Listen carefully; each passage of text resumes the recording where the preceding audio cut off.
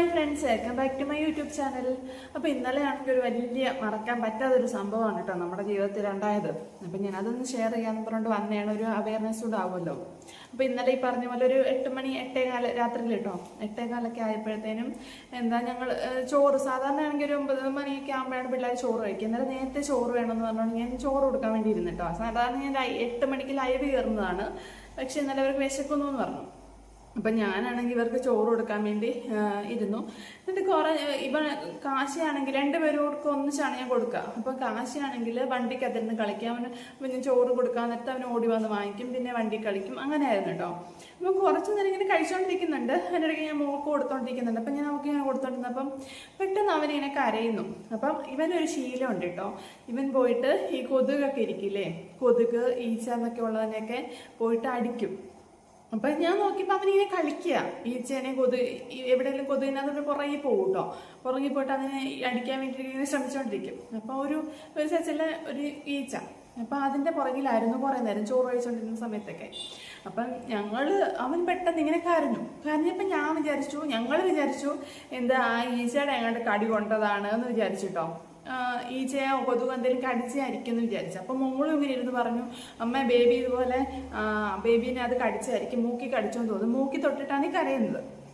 അപ്പം ഞാൻ എന്ത് ചെയ്തു, ഞാനാണെങ്കിൽ അവനിങ്ങനെ മൂക്ക് പിടിച്ചു നോക്കി. അപ്പം പിടിച്ചു നോക്കിയപ്പം ആളങ്ങ് ഭയങ്കര കരച്ചിൽ തുടങ്ങി കേട്ടോ. ഭയങ്കര കരച്ചിൽ, നിർത്താതെ കരയും. എന്നിട്ട് ആ ഒരു മൂലയ്ക്ക് പോയി നിന്നിട്ട് ഞാൻ പിന്നെയും വിളിക്കുന്നുണ്ട് കേട്ടോ. വണ്ടിയുടെ ശബ്ദം ഉണ്ടാവും, എല്ലാവരും ഒന്ന് എക്സ്ക്യൂസ് ചെയ്യാം. അപ്പം ഞാൻ പിന്നെയും വിളിക്കുകയാണ്. അവനെ എന്താ നോക്കട്ടെ അമ്മ നോക്കട്ടെ എന്ന് പറഞ്ഞിട്ട് വിളിക്കുക, എന്തെങ്കിലും കടിച്ചാണോ നോക്കട്ടെ എന്ന് പറഞ്ഞിട്ട് വിളിക്കുക. അപ്പം ഇവൻ ഞാൻ വരത്തില്ല എന്ന് പറഞ്ഞിട്ട് ആ സൈഡിൽ പോയി നിന്ന് കരഞ്ഞോണ്ടിരിക്കുന്നുണ്ട് കേട്ടോ. അപ്പം ഞങ്ങൾ വിചാരിച്ചിരിക്കുന്ന ഈ സാധനം കടിച്ചായിരിക്കുമെന്നല്ല, നമ്മളതിനിടയ്ക്കൊന്നും കാണുന്നില്ല, കടിച്ചായിരിക്കുമെന്ന് വിചാരിച്ചിരിക്കുന്നത്. അപ്പം ഞാൻ പറഞ്ഞു അവൻ വരാൻ വേണ്ടിയിട്ട് ഞാൻ പറഞ്ഞു, വാ അമ്മ ലൈറ്റ് അടിച്ച് നോക്കട്ടെ, മൂക്കിനകത്ത് എന്തെങ്കിലും കയറിപ്പോയതാണോ നോക്കട്ടെ, ലൈറ്റ് അടിച്ച് നോക്കാമെന്ന് പറഞ്ഞു. അപ്പം അവൻ എന്ത് ചെയ്തു, ഇപ്പം ഇതൊക്കെ ഇങ്ങ് പോന്നു. അപ്പം ഞാൻ ഈ ഫോണിന്റെ ടോർച്ച് അടിച്ച് നോക്കിയപ്പോൾ മൂക്കിനകത്തൊരു മഞ്ഞ സാധനം ഇരിക്കുന്നത് കണ്ടു. അപ്പോഴത്തേനും എൻ്റെ കിളി പോയി കേട്ടോ. അപ്പം ആകെ ഡൗട്ടായി. കാരണം ഇവന് മുട്ട ഭയങ്കര ഇഷ്ടമാണ് കേട്ടോ. അപ്പം ഇവനാണെങ്കിൽ ഏട്ടൻ ഫുഡ് കഴിച്ചുകൊണ്ടിരുന്ന സമയത്ത്, അങ്ങനെയാണ് ചോറ് വേണമെന്ന് പറയുന്നത്, ഏട്ടന് ഫുഡ് കഴിച്ചുകൊണ്ടിരുന്ന സമയത്ത് ഏട്ടന് കൊടുത്ത മുട്ടയ്ക്കൊന്നും ഇങ്ങനെ പറക്കി തിന്നുന്നുണ്ടായിരുന്നു. അപ്പം അപ്പോഴാണ് ഈ ചോറ് വേണമെന്ന് പറഞ്ഞപ്പോൾ ഞാൻ ചോറും കൊണ്ടിരുന്നത് കൊടുക്കാൻ വേണ്ടിയിട്ട്. അപ്പം ഞാൻ വിചാരിച്ചു മുട്ടയുടെ മുറിയാണ്, നമുക്ക് വ്യക്തമായിട്ട് കാണുന്നില്ല, ഒരു മഞ്ഞക്കളർ കാണാം, മുട്ടയുടെ മുറിയാണ്. അപ്പം ഞങ്ങളിങ്ങനെ ചോദിക്കുക, എന്തുവാ ഇട്ടത്, എന്തോ നീ മൂക്കി കേൾക്കുകയെന്ന് ചോദിച്ചു. അപ്പം പറഞ്ഞു പെൻസിലാണെന്ന് പറഞ്ഞപ്പോൾ എനിക്ക് കത്തി, ഇത് മറ്റേ സംഭവം ക്രയോണ്. ഞാൻ ഇടയ്ക്കിടയ്ക്ക് വീഡിയോസിനകത്ത് കാണിക്കാറുണ്ട് ഇങ്ങനെ പെയിന്റ് അടിച്ചുകൊണ്ടിരിക്കുന്നത് ക്രയോണും കൊണ്ട്. സൗണ്ട് നല്ലപോലെ കേൾക്കുന്നുണ്ട് കേട്ടോ. അപ്പം പോട്ടെ. അപ്പം ഈ പെയിന്റ് അടിച്ചോണ്ടിരിക്കും കേട്ടോ ക്രയോൺ കൊണ്ട്. ഇപ്പം കുറെ ദിവസമായിട്ട് ചേട്ടത്തി അനിയനോട് ഇങ്ങനെ പെയിന്റ് അടിയാണ്. അതിനകത്തൊരു ക്രയോണിൻ്റെ ഒരു ചെറിയ മുറി അങ്ങാണ്ട് മൂക്കി കയറ്റിയിട്ടുണ്ട്. അപ്പം ഞാൻ പെൻസിലെന്ന് പറഞ്ഞപ്പോൾ ഞങ്ങൾ ഒന്നുകൂടെ നോക്കിയപ്പോൾ നല്ലപോലെ മനസ്സിലായി അതിനകത്ത് മുറി ഉണ്ട് എന്നിട്ടോ. ഞാൻ നോക്കിയപ്പം എനിക്ക് കാണുന്നുണ്ട്. അപ്പം ഏട്ടൻ പറയുന്നുണ്ട്, ഏട്ടൻ നോക്കിയിട്ട് കാണുന്നില്ല എന്ന് പറയും. ഞാൻ വീണ്ടും ഇങ്ങനെ കാണിച്ചു കൊടുക്കുന്നു. ഇച്ചിരി നമ്മൾ കുറച്ചുകൂടെ ഇങ്ങനെ നോക്കിയാലേ കാണത്തുള്ളൂ. അപ്പം മൂക്കിനകത്ത് ഇരിപ്പോണ്ട് ഇവനെന്തെങ്കിലും കരയുകയും ചെയ്യാണ് കേട്ടോ. ഞാനാണെങ്കിൽ അങ്ങോട്ട് പേടിച്ചു എന്ന് പറഞ്ഞാൽ അമ്പാടെ പേടിച്ചു. കാരണം ഇവനിങ്ങനെ കരഞ്ഞോണ്ടിരുന്നിട്ട് ഇവനിങ്ങനെ വയ്യാത്ത പോലെ ഇങ്ങനെയൊക്കെ കാണിക്കാണ് കേട്ടോ. അങ്ങനെയൊക്കെ കാണിക്കുന്നുണ്ടപ്പോഴത്തേന് എൻ്റെ കിളി അങ്ങ് പോയി. അപ്പം ഞാൻ പറഞ്ഞു ഇനി നോക്കണ്ട. ഏട്ടൻ പറഞ്ഞു നമുക്ക് എടുക്കാൻ പറ്റുമോ നോക്കാം. ഞാൻ പറഞ്ഞു വേണ്ട ഇനി അമ്മയിലോട്ട് അങ്ങനെ കയറിപ്പോയാൽ പിന്നെ ഒന്നും ചെയ്യാൻ പറ്റത്തില്ല, ഒന്നും നോക്കണ്ട, നമുക്ക് ആശുപത്രിയിൽ പോകാമെന്ന് പറഞ്ഞു. അപ്പം കഴിച്ച് 2-3 പിള്ളേർ കഴിക്കുന്നതേ ഉള്ളൂ. അപ്പം ആ കഴിച്ച് അയ്യോടെ തന്നെ എളുപ്പം കഴുകിയിട്ട് അങ്ങനെ അവിടെയൊക്കെ എടുത്തിട്ടിട്ട് ഞങ്ങൾ 4 പേരോടെ ചാടി പിടിച്ച് ആശുപത്രിയിലോട്ട് വന്നപ്പോൾ ഇവനാണെങ്കിൽ പോകുമ്പോൾ അവന് ഒരു ബുദ്ധിമുട്ടും ഇല്ല. ഈ സാധാരണ ശ്വാസം മുട്ടുന്നതിന്റെ മൂക്കിൽ എന്നിട്ട് അറിഞ്ഞിട്ട് ശ്വാസം മുട്ടുന്നതിന്റെ ഒരു ബുദ്ധിമുട്ടും അവനില്ല. അവൻ ശ്വാസം വിടുന്നതിനൊന്നും കുഴപ്പമില്ല. നമ്മളിങ്ങനെ അവനെന്തോ പോലെ എനിക്ക് തോന്നുന്നു നമ്മളിങ്ങനെ മനസ്സിൽ വിചാരിക്കൂലേ, ഇപ്പൊ ശ്വാസം മുട്ടലുണ്ടാവും അതിന്റെ വെച്ചെന്നായിട്ടാന്ന് തോന്നുന്നു എനിക്ക് അങ്ങനെ തോന്നിയത്. പക്ഷെ അവനല്ലാതെ ബുദ്ധിമുട്ടൊന്നും ഇല്ല കേട്ടോ.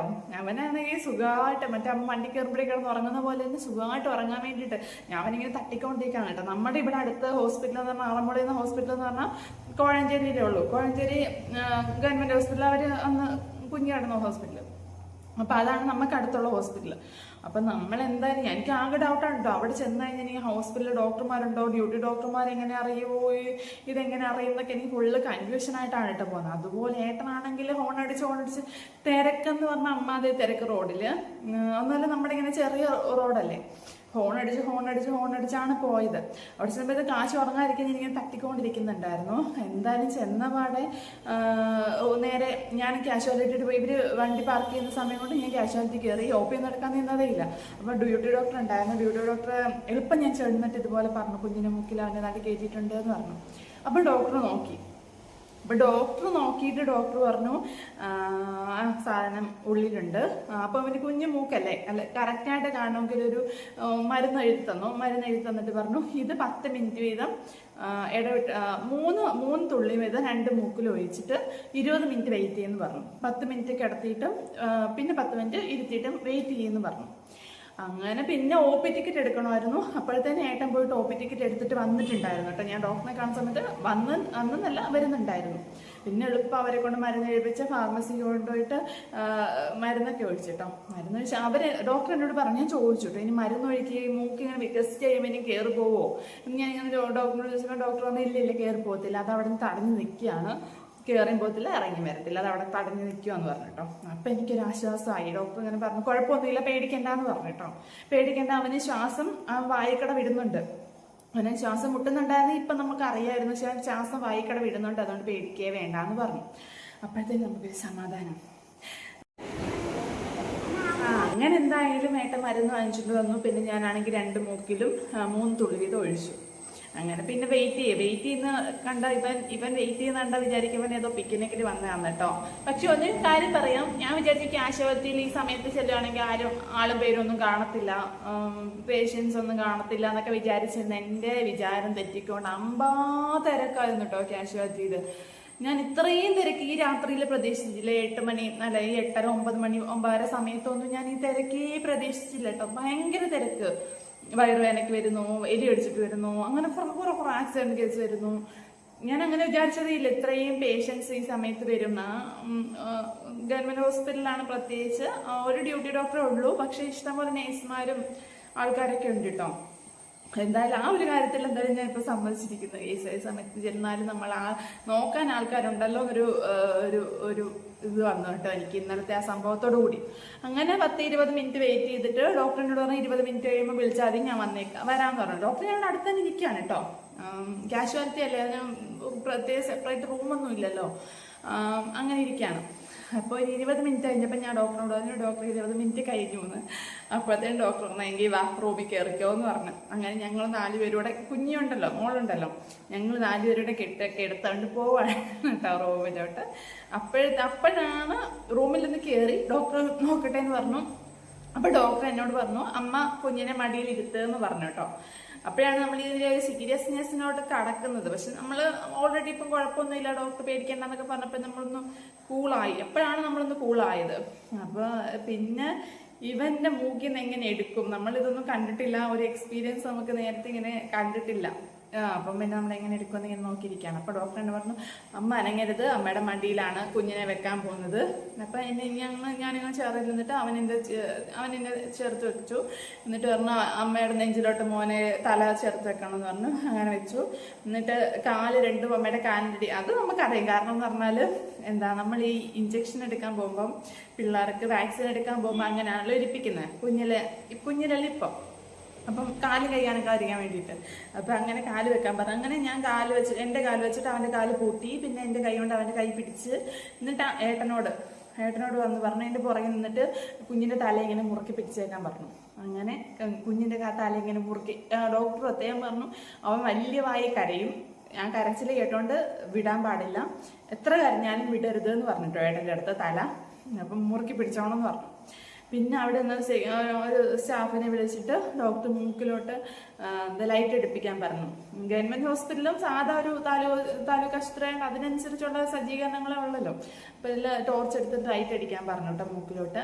അങ്ങനെ ഡോക്ടറിന്റെ കയ്യിൽ നീണ്ടൊരു സാധനം, ഒരു സ്റ്റീലിന്റെ സാധനം, ഒരു ഉപകരണം, എന്തുവാന്ന് എനിക്ക് ഉപകരണത്തിന്റെ പേരൊന്നും അറിയത്തില്ല കേട്ടോ. അപ്പോൾ ഒരു ഉപകരണവും പഞ്ഞിയൊക്കെ എടുത്തുകൊണ്ട് വന്നു ഡോക്ടർ. എന്നിട്ട് മൂക്ക് തുറന്നിട്ട് മൂക്കിനകത്തുനിന്ന് ആ സാധനം വലിച്ചിങ്ങെടുത്തു. വലിച്ചെടുത്തപ്പോഴത്തേന് ഏട്ടാ പുറകെ നിന്നിട്ട് അയ്യോ ഷോന്നൊക്കെ പറയുന്നുണ്ട് കേട്ടോ. അപ്പൊ ഞാൻ കണ്ടില്ല സാധനം. ഏട്ടൻ ഇങ്ങനെ പുറകെ നിൽക്കുമ്പോൾ കാണാമല്ലോ ഇങ്ങനെ എടുക്കാം. ഞാനിങ്ങനെ അവന് നെഞ്ചത്താക്കി ഇങ്ങനെ ചാരിയിരിക്കുകയാണ്. അപ്പൊ ആ സാധനം ഇത്രയുള്ള സാധനം ഞാൻ ഇതിന്റെ സൈഡിൽ ഫോട്ടോ കാണിച്ചേക്കാം കേട്ടോ. ആ ഒരു ക്രയോണിന്റെ മുറി എടുത്തു കേട്ടോ. പിന്നെ കാശിയാണെങ്കിൽ അമ്പാ കരച്ചില്ല, നെല്ല വിളിക്കുമായിരുന്നു കേട്ടോ. നെല്ല വിളിച്ച് കരച്ച അത്ര നില വിളിച്ച് കരച്ചിന്. അതിനകത്ത് ഇടുമ്പോ വേദന ഉണ്ടാകുന്നായിരിക്കാം. അതല്ലേ ഡോക്ടർ പറഞ്ഞത് എന്തായാലും കുഞ്ഞ് കരയും എന്നുള്ളത്. അപ്പം നല്ല പോലെ കരച്ചിലായി കഴിഞ്ഞ് സാധനമൊക്കെ ഇങ്ങനെ പുറത്തെടുത്ത് ഡോക്ടറിനെ കാണിച്ച് ഏട്ടൻ്റെ മടക്കി സൂക്ഷിച്ചു കൊടുത്തിട്ടുണ്ട് കേട്ടോ. സൂക്ഷിച്ചു കൊടുത്തിട്ടുണ്ടായിരുന്നു കേട്ടോ. അപ്പം എന്നിട്ട് ഡോക്ടർ പറഞ്ഞു ഇനിയിപ്പം ഞാൻ നോക്കിയിട്ട് അകത്ത് വേറൊന്നും കാണുന്നില്ല. ഇപ്പം നിങ്ങളാണെങ്കിൽ ഒരു 20 മിനിറ്റ് വീണ്ടും ആ മരുന്ന് വീണ്ടും 3 തുള്ളി വീതം 2 മൂക്കിൽ ഒഴിച്ചിട്ട് ഒരു 20 മിനിറ്റ് കൂടെ വെയിറ്റ് ചെയ്തിട്ട് ഒന്നുകൂടെ നോക്കിയിട്ട് പൊക്കോളാൻ പറഞ്ഞു. വേറെ കുഴപ്പമൊന്നുമില്ല എന്ന് പറഞ്ഞു കേട്ടോ. അപ്പോഴാണ് നമുക്കൊന്ന് ആശ്വാസമായി സാധനം കയ്യിൽ കിട്ടിയപ്പം. ഞാൻ അത് കഴിഞ്ഞിട്ടുള്ള കുറച്ച് വിശ്വാസമൊക്കെ എൻ്റെ കൂടെ ആഡ് ചെയ്തേക്കാം കേട്ടോ. ആശുപത്രിയിലെ കാര്യങ്ങളൊക്കെ കുറച്ച് വിശ്വാസം. കാരണം നമുക്ക് അതുവരെ ജീവനൊന്നും ഉണ്ടായിരുന്നില്ലല്ലോ. മറ്റേ ബ്ലോഗേഴ്സിനെ കൂട്ടിയിട്ട് ഹോസ്പിറ്റലിൽ പോയി വ്ലോഗ് എടുക്കാനുള്ളൊരു മാനസികാവസ്ഥയൊന്നും ഉണ്ടായിരുന്നില്ല. അപ്പം നമ്മൾ അത് കഴിഞ്ഞിട്ടുള്ള കുറച്ച് വിശ്വാസമൊക്കെ എൻ്റെ കൂടെ ഞാൻ ആഡ് ചെയ്തേക്കാം. നല്ല പേര് മഴയായിരുന്നു കേട്ടോ. അപ്പോഴത്തേനും ഞങ്ങൾ ഇറങ്ങുന്ന സമയത്ത് മഴയൊന്നും ഇല്ലായിരുന്നു. പക്ഷേ വണ്ടി വിട്ട എൻ്റെ പൊന്നോ, എനിക്കാണെങ്കിൽ ഞാൻ ഇങ്ങനെ പേടിച്ചിരിക്കുകയാണ്. അതിൻ്റെ പേടിയുണ്ട്, ഇതിൻ്റെ പേടിയുണ്ട്, മൊത്തത്തിലൊരു പേടിച്ചായിരുന്നു കേട്ടോ. വണ്ടി പെട്ടെന്ന് ഹോസ്പിറ്റലിൽ കൊണ്ടുപോരാൻ വേണ്ടിയിട്ട്. അപ്പം ഞാൻ ഇങ്ങനെ വിചാരിച്ചിട്ടോ, ഈ ആംബുലൻസ് ഡ്രൈവർമാരൊക്കെ ആണെങ്കിൽ ഇങ്ങനെ രോഗികളെ കൊണ്ടുവരുന്നവരെയൊക്കെ ആണെങ്കിൽ സമ്മതിച്ചു കൊടുക്കണമല്ലോ എന്നൊക്കെ ഇങ്ങനെ മനസ്സിൽ വിചാരിച്ചിരിക്കുകയായിരുന്നു. അപ്പം എന്തായാലും അവൻ്റെ മൂക്കിൽ നിന്ന് എടുത്തിട്ടു. എന്നിട്ട് ഞാൻ ചോദിച്ചു, കാശി എന്തായാലും നമ്മൾ ആശുപത്രി വന്നേല്ലേ, നിനക്ക് ഒന്നുകൂടെ ഒന്ന് ഇട്ട് നോക്കണോ? ഇപ്പുറത്തെ മൂക്കിൽ സ്ഥലം ഉണ്ടല്ലോ, ഒരു മൂക്കിലല്ലേ ഡോക്ടർ സാധനം ഇട്ടുള്ളൂ. അപ്പം മറ്റേ മൂക്കിൽ ഒന്നുകൂടെ ഒന്ന് ശ്രമിച്ച് നോക്കണോന്ന് ചോദിച്ചു. അപ്പോഴേ അവൻ വേണ്ട എന്ന് പറയുന്നുണ്ട് കേട്ടോ. അങ്ങനെ ഒരു തിക്ത അനുഭവം ഉണ്ടായി ഇന്നലെ. അപ്പൊ എല്ലാവരും ശ്രദ്ധിക്കുക. ഇതുപോലെ കുരുത്തം കെട്ട പിള്ളേരൊക്കെ ഉള്ളവരൊക്കെ ആണെങ്കിൽ പ്രത്യേകം ശ്രദ്ധിക്കുക. ഇവൻ ഇത്രയും നാളായിട്ട് ഇങ്ങനെയൊന്നും മൂക്കിലും വായിലും ഒന്നും ഇട്ടിട്ടില്ല കേട്ടോ. പല കുരുത്തക്കേടും കാണിക്കാറുണ്ട്. ഞങ്ങൾ പറയും മോള് കാണിക്കുന്നതിനേക്കാൾ അമ്പാട് കുരുത്തക്കേട് ഇവൻ കാണിക്കാറുണ്ട്. ഇഷ്ടംപോലെ കുരുത്തക്കേട് കാണിക്കാറുണ്ട്. പക്ഷെ ഇങ്ങനെ വായിലിടുക, മൂക്കിലിടുക അങ്ങനെയുള്ള സംഭവങ്ങളൊന്നും ഈ 2-2.25 വയസ്സിനിടയ്ക്ക് ഫസ്റ്റ് ടൈമാണ് കേട്ടോ. ഇതിന് മുമ്പാണെങ്കിൽ ചേച്ചി ഇതുപോലെ ഒന്ന് പറ്റിച്ചായിരുന്നു. പക്ഷെ ഒരു കുഞ്ഞു മുത്തായിരുന്നു, അതങ്ങ് തൊണ്ട വഴിയും ഇറങ്ങിപ്പോയി. അതുകൊണ്ട് മൂക്കി പിടിച്ചുകൊണ്ട് ഹോസ്പിറ്റലിൽ പോകേണ്ടി വന്നിട്ടില്ല. അപ്പൊ എന്തായാലും ഇങ്ങനൊരു സംഭവം ഉണ്ടായി. അപ്പൊ ഞാനാണെങ്കിൽ ഇന്നലെ എനിക്ക് തോന്നുന്നു അത് കഴിഞ്ഞിട്ട് പിള്ളേരെ അപ്പുറത്തിരുന്ന് കളിച്ചതിന്റെ മുറിയാണ് ഇവിടെ കണ്ടു. ഒരു മഞ്ഞയായിരുന്നോണ്ട് നമ്മൾ പെട്ടെന്ന് ഇങ്ങനെ ശ്രദ്ധിക്കൂല, ടൈലിന്റെ സൈഡിൽ അങ്ങനെ കിടന്നായിരിക്കണം. ഞാൻ കണ്ടില്ല കേട്ടോ. മൂക്കിൽ പോയി കഴിഞ്ഞിട്ടാണ് ഞാൻ കാണുന്നത് ആ സാധനം ഈ റൂമിൽ കിടപ്പുണ്ടായിരുന്നത്. എന്നാലും പോലും ശ്രദ്ധിക്കില്ല. ഇവർ രണ്ടുപേരോടാണ് ഈ പടം വരപ്പും വരയും കുറിയൊക്കെ ഉള്ളത്. അങ്ങനെ ഒരു സംഭവം ഉണ്ടായി. ഞാൻ കുറച്ച് വിശ്വാസമൊക്കെ എൻ്റെ കൂടെ ആഡ് ചെയ്തേക്കാം. ഇന്നത്തെ വിശേഷം ഇത്രയൊക്കെ ഉള്ളു കേട്ടോ. എല്ലാവരും എന്തായാലും ശ്രദ്ധിക്കുക കേട്ടോ. എത്ര ശ്രദ്ധിച്ചാലും കണ്ടില്ലേ. എന്നാലും എന്ത് ചെയ്യാനാ. ഞാൻ പിന്നെ ഒരു കാര്യം സമ്മതിച്ചു കേട്ടോ. ആശുപത്രിയിലെ ഡോക്ടർ ഞങ്ങളുടെ ഒരു ലക്കാണോന്ന് എനിക്ക് അറിഞ്ഞൂടാ. വേറെ ആരെങ്കിലും ആയിരുന്നെങ്കിൽ അങ്ങനെ തന്നെ ആയിരുന്നെന്ന് എനിക്ക് അറിഞ്ഞൂടാ. എന്തായാലും ഞങ്ങള് ചെല്ലുന്ന ദിവസം കാഷ്വാലിറ്റിയിൽ ENT ഡോക്ടറായിരുന്നു കേട്ടോ ഇരുന്നത്. കാരണം ഞങ്ങൾ ആ മരുന്ന് ഒഴിച്ചിട്ട് വെയിറ്റ് ചെയ്ത സമയത്ത് ഇതുപോലെ അവിടെ സെക്യൂരിറ്റി ഒരു ചേച്ചിയാണ് കേട്ടോ. ചേച്ചി വന്നിട്ട് ഇങ്ങനെ പിള്ളേർക്ക് സംസാരിച്ചു. ഇവർ രണ്ടോട് ഫോണിൽ എന്തോ കാർട്ടൂൺ എന്തോ കണ്ടോണ്ടിരിക്കുകയായിരുന്നു കേട്ടോ. അടങ്ങിയിരിക്കാൻ വേണ്ടി നല്ല പേഷ്യൻസ് ആയിരുന്നു കേട്ടോ. അവരപ്പോൾ പേഷ്യൻസ് വന്നുകൊണ്ടിരിക്കുന്നതുകൊണ്ട് ഞാൻ അടങ്ങിയിരുത്താൻ വേണ്ടി അവിടെ തിരുത്തിയിട്ടുണ്ടായിരുന്നു. അപ്പോൾ അവർ വന്നിങ്ങനെ പിള്ളേരോട് സംസാരിച്ചിട്ട് ഞാൻ പറഞ്ഞു ഇതുപോലെ ഒരു പണി ഒപ്പിച്ചതാണ്, അവൻ്റെ മൂക്കിലിരിപ്പുണ്ട്, സൂക്ഷിച്ച് വെച്ചേക്കുക എന്ന് ഞാനിങ്ങനെ പറഞ്ഞു. അപ്പോൾ അവർ പറഞ്ഞു പേടിക്കണ്ട, ഇന്ന് ഡ്യൂട്ടിയിലുള്ളത് ഡ്യൂട്ടി ഡോക്ടർ ENT ഡോക്ടറാണ്. അപ്പം ആ മേഡം നോക്കിക്കോളും, ബാക്കി പേടിക്കണ്ടെന്ന് എന്നോട് ഇങ്ങനെ പറഞ്ഞു. അപ്പം നമ്മുടെ ലക്ക് അല്ലെങ്കിൽ ഇവൻ്റെ ലക്ക് ലക്ക് എന്തായാലും ENT ഡോക്ടർ ആയിരുന്നു ആ സമയത്ത് അവിടെ ഇരുന്നത്. അപ്പം പിന്നെ ഡോക്ടർ പറഞ്ഞു, പിന്നെ 20 മിനിറ്റ് കഴിഞ്ഞ് നോക്കിയിട്ട് ഡോക്ടർ പറഞ്ഞു കുഴപ്പമൊന്നുമില്ല, ഇപ്പം എനിക്ക് കാണുന്ന കുഴപ്പമൊന്നുമില്ല. ഇനി ഉള്ളിലോട്ട് എന്തെങ്കിലും പൊടിയോ എന്തെങ്കിലും ഉണ്ടെങ്കിൽ ആ മരുന്ന് 2-3 ദിവസം അടുപ്പിച്ച് ഒഴിച്ചാൽ മതി. അപ്പം ഈ മൂക്കിൽ നിന്ന് ഇങ്ങനെ ചളി നിറത്തിൽ എന്തെങ്കിലും പുറത്ത് വരികയാണെങ്കിൽ ഹോസ്പിറ്റലിൽ വന്ന് കാണിക്കുകയെന്ന് പറഞ്ഞിട്ട് ഞങ്ങളെ വിട്ടു കേട്ടോ. എന്തായാലും ഞങ്ങൾ ഒരു 11 മണി 11:15 ആയപ്പോഴത്തേനും ഹോസ്പിറ്റലിൽ നിന്ന് തിരിച്ച് ഇനി വീട്ടിലോട്ട് വന്നിട്ടുണ്ട്. ഇപ്പൊ കുഴപ്പമൊന്നുമില്ല. ഇപ്പൊ വലിയ പ്രശ്നം അപ്പോഴേ അവന് പ്രശ്നമൊന്നുമില്ല, ഇപ്പോട്ടും പ്രശ്നമൊന്നുമില്ല. അങ്ങനെ ഇരിക്കുന്നു. അപ്പൊ എല്ലാവരും ആശുപത്രിയിലെ വിശ്വാസത്തോടെ കണ്ടിട്ട് പോകാവൂ കേട്ടോ. അപ്പൊ നമുക്ക് എന്തായാലും അടുത്ത വീഡിയോ കാണാം. ടാറ്റാ. ഇതാ ഒരാളാണെങ്കിൽ ആ മൂക്കിൻ സാധനങ്ങളൊക്കെ എടുത്തിട്ട് വിശ്രമിക്കുകയാണ് കേട്ടോ. ആ കരച്ചിലിൻ്റെ ഒക്കെ ഹാങ് ഓവറൊക്കെ കഴിഞ്ഞിട്ട് കിടക്കുന്ന കിടപ്പാണത്. ഇതാ ഈ സാധനമാണ് കേട്ടോ നമ്മൾ മൂക്കിൽ നിന്ന് എടുത്തത്. ഇത്ര ഒരു വലിയ സാധനം ആയതുകൊണ്ടാണ് അത് അങ്ങോട്ടും ഇങ്ങോട്ടും പോവാതെ അവിടെ തന്നെ തടഞ്ഞു നിന്നതും എടുക്കാൻ പറ്റിയതും. അതാണ് ഞാൻ പറഞ്ഞില്ല, പിക്നിക്കിൻ്റെ ഫീലാണ് ചേച്ചിക്കും അനിയനും. എന്തായാലും ഞങ്ങൾ ഇറങ്ങുന്ന സമയത്ത് ആളുകളൊക്കെ ഇങ്ങനെ വന്നുകൊണ്ടിരിക്കുന്നുണ്ട് കേട്ടോ. നല്ലൊരു കാര്യമാണ് അവർ ചെയ്യുന്നത്. സമയം കൊടുക്കുന്നുണ്ടല്ലോ ആൾക്കാർക്ക്. വീഡിയോ കാണുന്നവരെല്ലാം സബ്സ്ക്രൈബ് ചെയ്യാനും ഷെയർ ചെയ്യാനും ലൈക്ക് ചെയ്യാനും മറന്നു വരുത് കേട്ടോ. പ്രത്യേകം ഹൈപ്പ് ചെയ്യാനും മറന്നു വരുത്. കാണുന്നവരെല്ലാം ഹൈപ്പോട് ചെയ്ത് സഹകരിക്കുക. അടുത്ത വീഡിയോ കാണുന്നവരെ എല്ലാവർക്കും tata bye bye, see U.